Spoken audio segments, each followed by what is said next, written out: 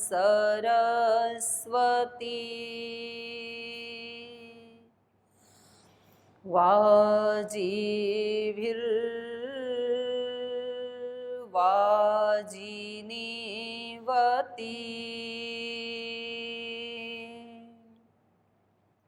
यज्ञं वष्टु धिया वसु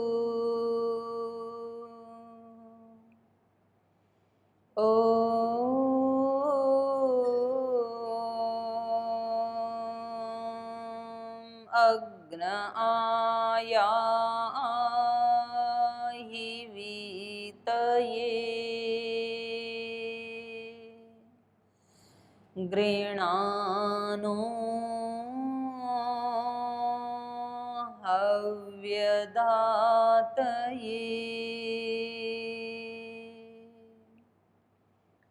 निहोता सत्सि बर्हिषि ॐ शान्ति शान्ति शान्तिः।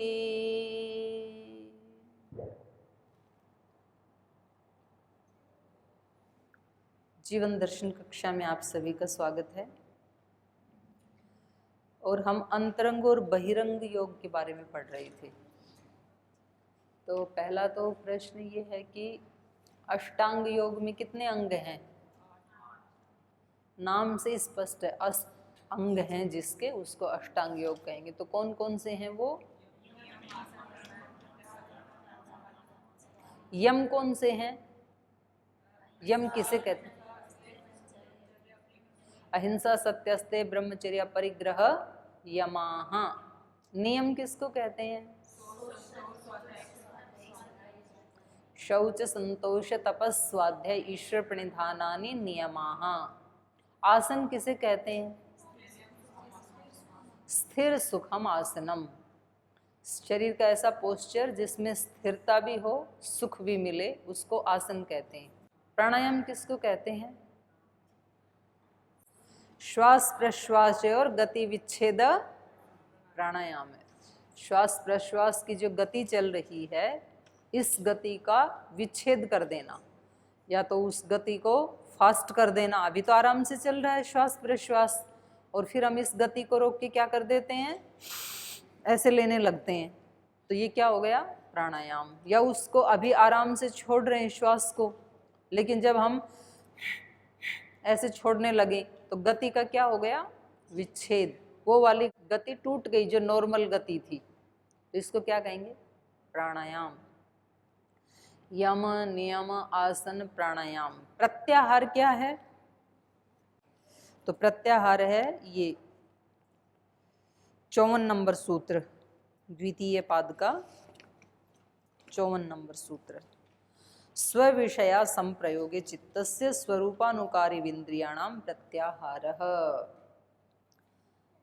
चित्तस्य, चित्त के, स्व विषय, अपने जो विषय हैं उनमें, असंप्रयोगे, उनमें संप्रयोग न होना, संपर्क न होना। चित्त के विषय कौन कौन से हैं? हमारे मन के विषय कौन कौन से हैं? इंद्रियों के विषय कौन कौन से हैं? इंद्रियों के विषय कौन कौन से हैं? शब्द, स्पर्श, रूप, रस, गंध, ये 5 विषय हैं।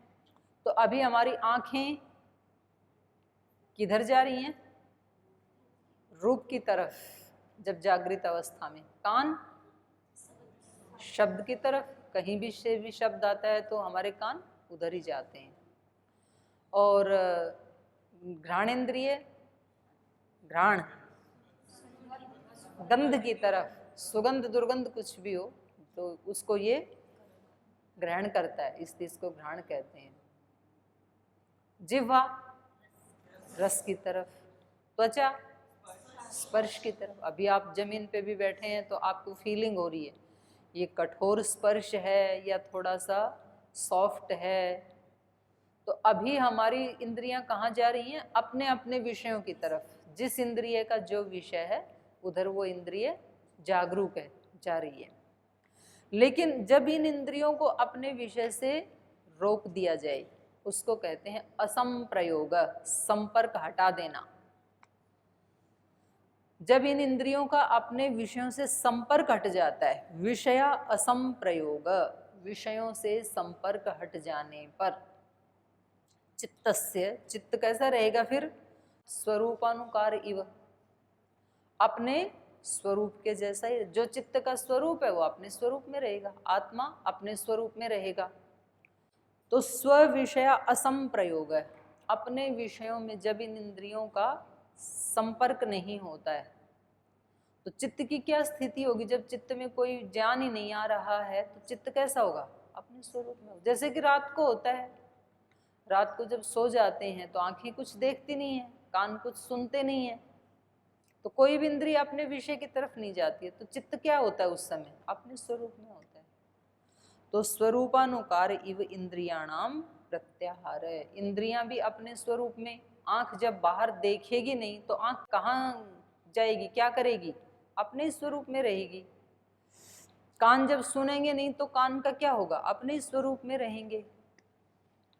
तो जब वृत्ति के साथ जुड़ेंगे तो वृत्ति जैसे हो जाएंगे, वृत्ति से नहीं जुड़ेंगे तो अपने स्वरूप में रहेंगे। इंद्रियों का भी यही हाल है, मन का भी यही हाल है, आत्मा का भी यही हाल है। योगश्चित्तवृत्ति निरोध तदा द्रष्टु स्वरूपेवस्थानम वृत्ति सारूप्यम इतरत्र। वृत्तियों के स्वरूप रहेगा तो आत्मा वृत्तियों जैसा ही हो जाएगा, सुखी दुखी होता रहेगा। और जब उसकी वृत्तियां रोक दी तो तदा द्रष्टु स्वरूपे स्थानम, अपने उसमें अवस्थित रहेगा, अपने स्वरूप में। ऐसे ही इंद्रियां, जब इंद्रियां अपने अपने विषयों की तरफ जा रही हैं तो जैसा विषय वैसी इंद्रिय, और जब अपने विषयों की तरफ नहीं जाती हैं तो अपने स्वरूप में रहती हैं। फिर इसका नाम क्या है? प्रत्याहार। आहार मतलब, आहार किसको कहते हैं? भोजन। रोज तो खाते हो, इसमें क्या सोचने की बात है? आहार मतलब भोजन और प्रत्याहार मतलब भोजन नहीं करना, उल्टा। जैसे प्रसव मतलब जन्म और प्रतिप्रसव मतलब उल्टा। तो आहार का उल्टा है प्रत्याहार। आंख का आहार क्या है? भोजन, रूप। इंद्रिय का आहार क्या है? रूप। कान का शब्द, घ्राण का गंध, यही इनका आहार है। अपने अपने आहार की तरफ जा रही हैं। जैसे आप अभी आहार की इंतजार कर रहे हैं, 11:30 तो बज गए, तो 12:30, 1 बजते ही आपकी इंद्रियां नीचे चली जाएंगी। फिर तो ऐसे ये इंद्रियां भी अपने अपने आहार की तरफ जाती हैं, और आहार से रोक दिया तो उल्टा क्या हो गया? प्रत्याहार। तो ये जो 5 हैं, यम, नियम, आसन, प्राणायाम, प्रत्याहार, ये जो 5 अंग हैं योग के, इनको कहते हैं बहिरंग योग। ये बाहर का योग है, माने ये व्यवहार काल में किया जाता है इसका पालन, यहाँ तक। अब आगे है अंतरंग योग। प्रत्याहार के बाद छठा अंग कौन सा है योग का? धारणा। यद्यपि हमने पढ़ लिया था इसको, फिर एक बार पढ़ लेते हैं। देशबंधस चित्तस्य धारणा, किसी देश विशेष में चित्त को बांध देना, फोकस कर देना। तो इसके ऋषियों ने कुछ विशेष स्थान बताए हैं। नाभि से ऊपर, नाभि में आप चित्त को फोकस कर सकते हैं। नाभि में फोकस करेंगे तो नाभि चक्रे कायव्यूह ज्ञानम, इसी का सूत्र है, विभूतिपाद का ही। ये देखो 29 नंबर, नाभि चक्रे कायव्यूह ज्ञानम। नाभि चक्र में यदि आपने धारणा ध्यान समाधि लगा ली ना, तो आपको पूरे शरीर के जो सूक्ष्म नाड़ियां डॉक्टरों को भी नहीं दिखती हैं वो आपको दिख जाएंगी। डॉक्टरों को तो स्थूल दिखती हैं, केवल नर्व्स और वेन्स। स्थूल तो मशीन में आ जाएंगी, लेकिन जो उपनिषद में बताई हैं, तो सूर्य की किरणें दिखती हैं क्या हमें? बाहर जाते हैं तो दिखती हैं, ऐसे धागे से लटकते दिखते हैं क्या? नहीं दिखते हैं। क्यों नहीं दिखते? क्योंकि वो इतने सूक्ष्म हैं, इसलिए नहीं दिखते। जब आप उसको किसी यंत्र से देखोगे तो फिर आपको ऐसे दिखाई देंगे आते हुए। किसी पतले से झरोखे में से जब सूर्य की किरणें आती हैं सुबह सुबह, तो उसमें से फिर वो तार सा दिखाई देता है, गोल्डन गोल्डन सा, सूक्ष्म रूप से। ऐसी हमारी नर्व्स हैं, और उनमें जब ब्लॉकेज आ जाता है तो सारे रोग होते हैं। उनमें ब्लॉकेज आता है नेगेटिविटी से। जब कोई व्यक्ति स्ट्रेस में है, तनाव में है, चिंता में है, शोक में है, तो वो सब ब्लॉक हो जाती हैं, जो सूक्ष्म नर्व्स हैं ना, और फिर वहाँ कोई ना कोई रोग हो जाता है। तो जहाँ कहीं भी कोई पेन है, दर्द है, हार्ट में, लीवर में, किडनी में, तो समझो कि वहाँ की जो सूक्ष्म नर्व्स थी वो ब्लॉक हो गई। तो वो कैसे खुलें फिर? तो एक तो है प्राणायाम, क्योंकि वो भी प्राण से ही पुष्ट हैं, जिंदा हैं, सूक्ष्म होते हुए भी। तो एक तो प्राणायाम से ठीक होती हैं वो।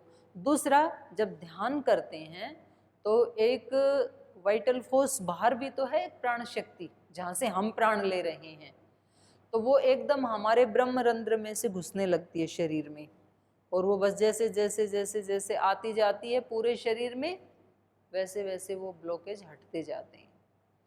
और वो जो वाइटल फोर्स है उसको प्राण शक्ति कहें, भागवत शक्ति कहें, डिवाइन शक्ति कहें, एनर्जी कहें, उसको कोई भी नाम लो आप, वो यहाँ सब जगह है। लेकिन हमें फील थोड़ी हो रही है अभी। हमें यदि फील करना है तो आप 2 चुंबक लो हाथ में, और दोनों आप नॉर्थ नॉर्थ लेना और उनको पास में लाना। आप यहाँ तक तो आ जाएंगे, इससे आगे नहीं ला सकते। कितना भी बलवान व्यक्ति हो इसको टच नहीं कर सकते, कितना भी बलवान हो। तो प्रयोग करके देख लो, चैलेंज है ये। तो तब हमें पता लगता है कि इसमें कितनी एनर्जी इतनी सी जगह में। वो भागवत शक्ति है भाई, उसको कोई भी कर ही नहीं सकता है, इम्पॉसिबल है वो। तो तब हमें पता लगता है कि ये इतनी थोड़ी सी जगह में कितनी महान शक्ति है कि इतना बलवान व्यक्ति जोर लगा रहा है और उसको टच नहीं कर सकता है, बिल्कुल नहीं कर सकता है। तो प्रयोग कर लेना। अभी आपको डाउट हो रहा है तो कोई बात नहीं, प्रत्यक्ष को प्रमाण की क्या आवश्यकता है। तो ऐसी ये एनर्जी सब जगह है, लेकिन हमें फील नहीं होती है। तो जब हम ध्यान में, उपासना में बिल्कुल अंग प्रत्यंग को शिथिल कर देते हैं, जैसे परसों बताया था ना, प्रयत्न शैथिल्य अनंत समापत्तिभ्याम। जैसे ही हम बैठे ध्यान के लिए तो अपने प्रयत्न को तो शिथिल कर दिया, प्रयत्न शैथिल्य, सारे अंग प्रत्यंग क्या कर दिए हमने? शिथिल, सहज। और अनंत समापत्ति, उस अनंत के साथ हमने समापत्ति कर ली। समापत्ति मतलब वैसे ही हो गए। अनंत मतलब ये जो दिखाई दे रहा है जितना यूनिवर्स, और जो दिखाई नहीं भी दे रहा है, वो सारा क्या है? अनंत का ही रूप है। तो हम भी तो उसी के एक पार्ट हैं। तो हमने अपने आप को डिसोल्व कर दिया है उस यूनिवर्स में, मानो कि हम कुछ हैं ही नहीं। हम मतलब शरीर, और देखने वाला मैं आत्मा हूँ। तो मैं देख रहा हूँ अभी। तो हमने क्या किया? अनंत के साथ तो अपने कनेक्शन को जोड़ दिया आत्मा के रूप में, और शरीर को क्या कर दिया? शिथिल। प्रयत्न शैथिल्य अनंत समापत्तिभ्याम। बस वो फिर अपने आप आके घुस जाती है, और कुछ नहीं करना आपको। आपको कुछ सोचना विचारना नहीं है, बस इतना ही करना है। आपको सूर्य का प्रकाश अंदर लेना है तो आपको केवल अपनी खिड़की खोलनी है और कुछ नहीं करना, वो अपने आप आ जाएगी। और खिड़की बंद की तो कभी नहीं आएगी, चाहे बाहर कितनी भी धूप क्यों ना हो। तो धूप तो है ही बाहर, लेकिन हमने ये छत लगा दी, खिड़कियां भी बंद कर दी, तो होते हुए भी हमें नहीं मिलेगी फिर। तो वो एनर्जी तो है यहाँ पर, लेकिन हमने यदि अपने प्रयत्न को शिथिल नहीं किया, अपने मन को शांत नहीं किया, तो वो एनर्जी नहीं आती है। और फिर वो नहीं आती है तो सब जगह ब्लॉकेज हो जाता है, पेन होते हैं, बीमारियां होती हैं। तो ये भी एक थेरेपी है, ध्यान थेरेपी, और सबसे पावरफुल थेरेपी है, परमानेंट थेरेपी है। समझ में आए तो किसी को, बहुत कम लोगों को समझ में आता है, पकड़ में आता है, क्योंकि अपने मन को, शरीर, इंद्रियों को शिथिल करने का हमने प्रैक्टिस नहीं किया। जिन्होंने प्रैक्टिस किया वो तो स्वामी जी बोलते हैं कि एक बार ओंकार बोला और ओंकार में ही खो गए। ऐसे होता है उनको। तो यहाँ पर देश बंधस्य चित्तस्य धारणा, नाभि चक्र में हम अपनी एनर्जी को, अपनी चेतना को फोकस कर सकते हैं, हृदय में कर सकते हैं, कंठकूप में कर सकते हैं। कंठकूपे क्षुत पिपासा निवृत्ति, ये भी यही सूत्र है। यदि कंठ में आप करेंगे तो क्या होने लगेगा, भूख प्यास की निवृत्ति हो जाएगी। ये है आपका 30 नंबर है, हाँ 30 नंबर, कंठकूपे क्षुत पिपासा निवृत्ति। तो यहाँ फोकस कर सकते हैं, आज्ञा चक्र में यहाँ कर सकते हैं, ब्रह्मरंध्र में यहाँ कर सकते हैं। तो कहीं भी आपने पहले आसन जमाया, प्रयत्न शिथिल किया, अनंत के साथ समापत्ति की, फिर थोड़ा प्राणायाम किया, फिर अपनी इंद्रियों को रोक दिया बाहर जाने से, दरवाजे बंद इंद्रियों के, और अब आप किसी एक स्थान के ऊपर अपनी चेतना को फोकस कर दीजिए। इसका नाम है धारणा। और जब वो घनीभूत हो जाती है, थोड़ा उसका टाइमिंग बढ़ जाता है, तो उसी को कह देते हैं ध्यान। तत्र प्रत्येकतानता ध्यानम। जब आपने उस ऊर्जा को फोकस किया तो कोई एक विषय होता है आपके उस स्थान में, या तो ये विषय होगा कि मैं देख रहा हूँ, या तो मैं दृष्टा भाव में हूँ, कोई एक विषय होता है, या मैं यहाँ पर ओंकार को लिख रहा हूँ, या तो यहाँ किसी देवी देवता, जो भी आपका इष्ट देव है, तो आप उसकी कल्पना करते हैं वहाँ पर, या तो आप प्रकाश की कल्पना करते हैं, या तो सूर्य की कल्पना करते हैं। कोई एक विषय होता है, उस विषय की जब प्रत्येकतानता हो जाती है, प्रत्येकतानता मतलब वो टूटता नहीं है विषय, एक प्रवाह बन जाता है, उसका नाम है ध्यान।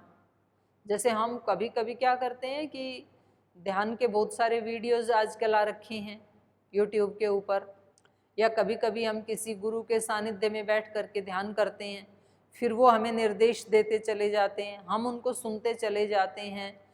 तो वो योग दर्शन की भाषा में वो ध्यान नहीं है, क्योंकि आप उसको सुनते चले जा रहे हैं और अलग अलग विषय आपके चित्त में आते हैं। जैसे जैसे वो बोलते हैं वो विषय हमारे चित्त में आते हैं। तो प्रत्येक की एक तानता नहीं है, अलग अलग विषय आ रहे हैं, जैसा वो बोल रहे हैं वैसा विषय हमारे चित्त में आ रहा है। तो योग दर्शन की दृष्टि से तो ये जो स्थिति है, इसका नाम है ध्यान। एक ही विषय रहता है, प्रत्यस्य एकतानता ध्यानम। और इसी को सांख्य दर्शन में कहा ध्यानम निर्विषयम मनः। जब शब्द स्पर्श रूप रस गंध में से कोई भी विषय मन में नहीं होता है, उसी को निर्विषय कहा। मतलब ईश्वर का ही विषय होता है जब, या प्रकृति का कोई विषय होता है, ब्रह्मांड का विषय होता है। तो कितनी एनर्जी है इस ब्रह्मांड में भी, ये क्या कोई छोटा विषय है? तो उसको जब हम कभी, क्योंकि हम तो देखते ही नहीं हमारे चारों तरफ क्या क्या है, ऐसा हमने तो मतलब अपनी चमड़ी मोटी बना रखी है कि सूर्योदय रोज होता है, बिल्कुल सी नई बात है। कितनी महान घटना है सूर्योदय होना भाई, एक सेकंड में पूरे के पूरे धरती का वो अंधकार नष्ट कर देता है। कितनी बड़ी घटना है। किसी व्यक्ति ने एक बल्ब का आविष्कार किया, उसको तो नोबेल प्राइज दे दिया। ये कितनी बड़ी घटना है, उसने बल्ब बना दिया, ऐसी चीज बना दी जो अंधकार का नाश कर सकती है। पर बल्ब कितने अंधकार का नाश कर सकता है? एक कमरे का, एक बड़े हॉल का। बड़े से हॉल में तो उसका प्रकाश बल्कि स्पष्ट चीजें दिखाएगा भी नहीं। जैसे योग भवन में लगा दें एक बल्ब केवल, तो सारा दिखा नहीं पाएगा। तो भी उसकी कितनी महिमा है। बच्चों को रटवाते हैं बल्ब का आविष्कार किसने किया, और वो जो सारी दुनिया का अंधकार मिटा देता है। तो कितने हाई वोल्टेज पावर है उसमें। और ऐसी वहां पर क्या जल रहा है जो इतनी दूर है, जिसको प्रकाश की गति से, इतनी तेज गति से आने में भी 8.5 मिनट लग जाते हैं। इतनी दूर है, इतनी दूर होता हुआ इतना पराक्रम दिखा रहा है। सारे पेड़ पौधों को उसी ने जिंदा रखा हुआ है, सारी धरती को उसी ने जीवन दे रखा है। और हमारे लिए बिल्कुल कौन सी नई बात है, सूरज तो रोज उगता है। बहुत बड़ी घटना है, बहुत बड़ी एनर्जी है।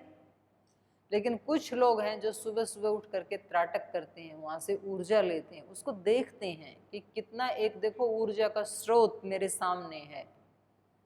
यहाँ आए थे एक व्यक्ति, तो उन्होंने बताया कि उन्होंने लगभग 20 साल से खाना भी नहीं खाया, पानी भी नहीं पिया, सूर्य की ऊर्जा से जिंदा है वो। सुबह सुबह सूर्य उपासना करते हैं और बस उसी से एनर्जी ले लेते हैं। और वेद में कितने सूक्त हैं सूर्य के नाम पे, सूर्य की उपासना पे। तो ऐसे सूर्य है, चंद्र है, वायु है, पृथ्वी है। हमारे लिए पृथ्वी कुछ भी नहीं है, लेकिन अगर ये थोड़ी ऐसे हिल जाती है ना 2 सेकंड के लिए, तब पता चलता है ये क्या हो गया, सारा अस्तित्व तो खतरे में आ जाता है। और अभी ये कितनी स्मूथली घूम रही है, अन्न उगा रही है, फल दे रही है, मकान बना रखे हैं। ये जो आपने अट्टालिकाएं बनाई है ना पूरे जीवन भर पुरुषार्थ करके, और वो यदि 30 सेकंड जोर से हिल जाए, हम तो सारे दिन हिलते रहते हैं, अब उसका तो 30 सेकंड का काम है, तब पता लगेगा पृथ्वी में शक्ति क्या है। तो हम ऐसे ही उस शक्ति के बीच में ही बैठे हुए हैं, लेकिन हम उसकी फीलिंग नहीं करते हैं कभी भी। जब हम फीलिंग करते हैं तो तब फिर साधक गाता है, तू प्यार का सागर है, तेरी एक बूंद के प्यासे हम। सागर में एक बूंद का कितना अस्तित्व होता है, कुछ भी नहीं है।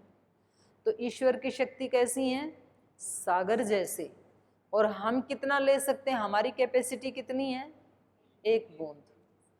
उसमें भी हम तृप्त हो जाएंगे एक ही बूंद में, उससे ज्यादा ले नहीं सकते हम, हमारी कैपेसिटी नहीं है। बस हम एक ही बूंद के प्यासे हैं बस। तो ये इतनी सारी एनर्जी इस ब्रह्मांड में है, लेकिन वो मिलेगी कब, जब हम धारणा, ध्यान, समाधि लगाते हैं, तब उसकी फीलिंग होती है हमें। तो ये बहुत बड़ा हमारे ऋषियों ने हमारे लिए सर्च किया कि केवल आप जो खाना पीना और रहना, पहनना, ओढ़ना, सोना, ये बस इतना ही अस्तित्व मत समझो, इतना ही नहीं है जीवन, इससे बहुत आगे है। और आप चाहो तो इसको केवल मनुष्य शरीर में ही फील कर सकते हो, बाकी किसी योनि में पॉसिबल भी नहीं है।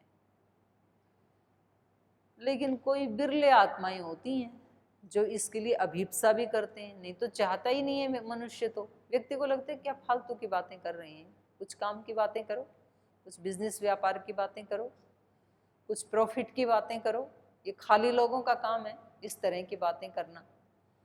तो उनको तो कुछ भी उत्तर नहीं दिया जा सकता है, क्योंकि उनकी दृष्टि में ये जो स्थूल दिखने वाला संसार है, उसके अलावा और कोई शक्ति है। ये भी बहुत महान है, स्थूल भी। स्थूल में भी जो व्यक्ति बहुत ज़्यादा किसी एक फील्ड में उपलब्धि को प्राप्त करेगा, वो सूक्ष्म को भी प्राप्त कर ही लेगा, जुड़ जाएगा उससे भी। और कुछ तो ऐसे स्थूल को भी नहीं करना और सूक्ष्म को भी नहीं करना, तो उनका सबसे बड़ा दुर्भाग्य है। जिस व्यक्ति को एक बार पुरुषार्थ करने की आदत बन गई, तो वो चाहे बाहर के स्थूल पदार्थों के लिए पुरुषार्थ करता है तो भी कोई बात नहीं, संस्कार तो बन रहे हैं ना मेहनत के। तो हो सकता है कि एक दिन कभी कोई ऐसी टक्कर लगे, ठोकर लगे जीवन में, वो अंदर की तरफ भी मुड़ जाए, तो वो अंदर भी उतना ही पुरुषार्थ करेगा फिर। और वो बाहर का ये संसार है, ये भी ईश्वर का ही रूप है, ये सगुण साकार रूप है उसका। लेकिन ये शक्ति 1/4 भी नहीं है, इससे अनंत गुना ज्यादा अनविजिबल है हमारा अस्तित्व। एक तो हम अपने शरीर में देख लें, हमारा जो शरीर है ये शक्ति तो बहुत थोड़ी सी है। अब शरीर की दृष्टि से देखें तो हमारी शरीर की शक्ति और स्वामी जी महाराज के शरीर की शक्ति एक ही जैसी है। हो सकता है 1-2 किलो वेट कम हो, इधर ज़्यादा हो, ऐसा हो सकता है नहीं। वैसे मेरा तो स्वामी जी से कम है, मेरा 63 है, उनका 67 है। पर एक बात है, शरीर की शक्ति तो बहुत लोगों में स्वामी जी से कई गुना ज़्यादा हो सकती है, लेकिन ऐसी कौन सी शक्ति है कि जिससे उन्होंने करोड़ों लोगों को इतना सुख दिया और ये इतना बड़ा साम्राज्य खड़ा कर दिया? क्योंकि कोई पीछे की बैकग्राउंड तो थी नहीं, जीरो से शुरू कर किया है। ना कोई गुरु की गद्दी थी, ना कोई पिता की गद्दी थी, कुछ भी नहीं था। तो हमारी तरह से आए हैं, एक बड़े सामान्य से घर से, सामान्य परिवार से। तो कौन सी शक्ति है वो? वो दिखती नहीं है। वो अगर आप कहो जी वो मानसिक शक्ति है, मन की शक्ति है। महाराज जी से भी ज्यादा माइंडेड लोग, डिग्री डिप्लोमा वाले लोग आपको मिल जाएंगे, कई कई भाषाएं जानते ऐसे लोग मिल, तो भी उन्होंने इतना बड़ा काम नहीं किया। वो एक अदृश्य शक्ति है, उसको आप कोई नाम नहीं ले सकते हैं, वो आत्मा की शक्ति है। तो ये इतनी बड़ी भी पावर हो सकती है किसी आत्मा में, तो ये हम प्रत्यक्ष देख ही रहे हैं ना, तो हम भी तो वैसे ही आत्मा हैं। तो हमारे अंदर आज यदि वो शक्ति नहीं है तो हम उस शक्ति की तरफ 2 कदम तो बढ़ा सकते हैं। और ये जरूरी नहीं है कि सबके जीवन से इतना बड़ा काम हो, कुछ ऐसे ऋषि भी हुए जिन्होंने इस तरह का बड़ा काम नहीं किया, जैसे कि महर्षि पतंजलि हैं, लेकिन उन्होंने अंदर की इतनी बड़ी शक्तियों को खोज निकाला और हमें दे दिया। तो सबको भगवान अलग अलग सेवाएं देता है, लेकिन ये निश्चित रूप से सत्य है कि आत्मा की शक्तियां अनंत हैं। आत्मा की शक्ति उतनी नहीं जितना हमें ये शरीर दिखता है। मन की शक्तियां इससे कहीं ज़्यादा, प्राण की उससे भी ज़्यादा, फिर ज्ञान विज्ञान की उससे भी ज़्यादा, आत्मा की तो बहुत ज़्यादा। ऐसे हम बढ़ा सकते हैं। तो ये है अंतरंग योग। देश बंधस्य चित्तस्य धारणा तत्र प्रत्येकतानता ध्यानम तदेव अर्थमात्र निर्भासः स्वरूप शून्यमिव समाधि। ये समाधि है। जब वो जो ज्ञान था तदेव, वही वो ज्ञान ही, अर्थमात्र निर्भास, शब्द हट गए वहां से और केवल वो पदार्थ ही हमें प्रतीत हो रहा है। पहले क्या था? मैं देखने वाला, जिस चीज को देख रहा हूं, मानो मैंने ओंकार की कल्पना की आज्ञा चक्र में, तो एक ओंकार है, एक मैं ओंकार को देखने वाला हूं, एक उस ओंकार का अर्थ है। 3 चीजें हैं, ज्ञाता, ज्ञेय, ज्ञान। ज्ञाता तो मैं हूं, ज्ञाता मतलब जानने वाला, दृष्टा, और एक है ज्ञेय, जिसको जान रहा हूं, अर्थात दृश्य, ये ओंकार, और एक है इसका ज्ञान, इस दृश्य का। तो उसका अर्थ क्या है, उसके बारे में अनुभूति होना। तो 3 चीजें हैं, ज्ञाता, ज्ञेय, ज्ञान, दृष्टा, दृश्य, दृष्टि, 3 चीजें हैं ये। फिर जब समाधि लगी तो ज्ञाता भी हट गया, ज्ञेय भी हट गया, ज्ञान रह गया केवल, बस केवल उसकी अनुभूति हो रही है। तदेव अर्थमात्र निर्भास स्वरूप शून्यम इव। ये जो ज्ञाता था इसका स्वरूप कैसा हो गया? शून्य इव, जैसे है ही नहीं। जैसे रात को गाढ़ निद्रा आती है तो हमारा स्वरूप कैसा हो जाता है? शून्य इव। शून्य तो नहीं होता है, सर्वथा स्वरूप यदि नष्ट हो जाए तो सुबह जगेगा कौन? तो सारा तो नष्ट नहीं हुआ, हम थे, लेकिन कैसे थे? शून्य इव, जैसे कि हैं ही नहीं, ऐसी स्थिति में थे। तो समाधि में भी ऐसी ही स्थिति होती है, स्वरूप शून्यमिव। इसको ये आभास नहीं होता। इसलिए आपने सुना होगा कि फलां ऋषि ने इतने 1000 वर्ष तक समाधि लगाई, इतने बड़े काल तक समाधि लगाई कि उसके ऊपर दीमक आ गई। तो फिर हमें ये लगता है कि भाई ऐसे कैसे हो सकता है?